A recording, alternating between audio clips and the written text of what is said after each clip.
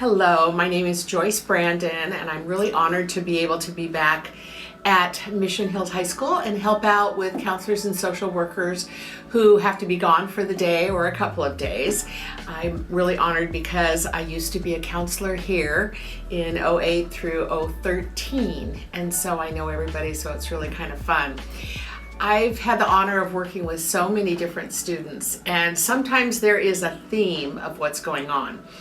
When we get anxious about something or we're stressed out, sometimes our body, we get clammy hands, we start to twitch with our foot, and we get really nervous, sometimes sick in the stomach, and we can't sleep and we can't concentrate. And this is a normal feeling when we tend to get a little anxious.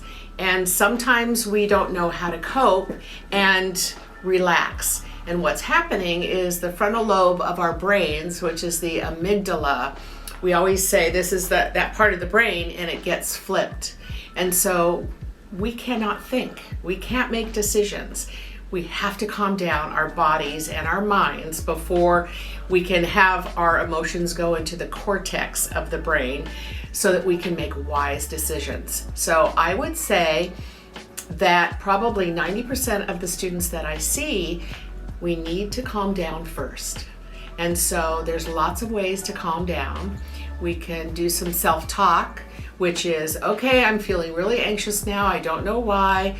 This is happening in this class, this is happening, but I don't want to let it get the best of me. So you can kind of say, I'm going to be safe. I'm with a counselor right now or a social worker, and I know things will get resolved.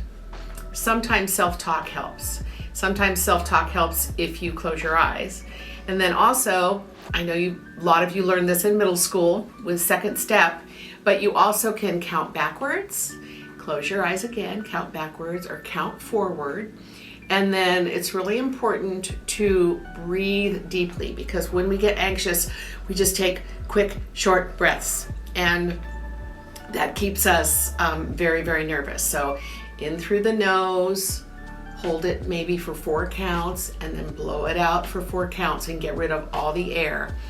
And usually after a couple of minutes, when students can get calmed down, then we can talk about what is a pressing issue.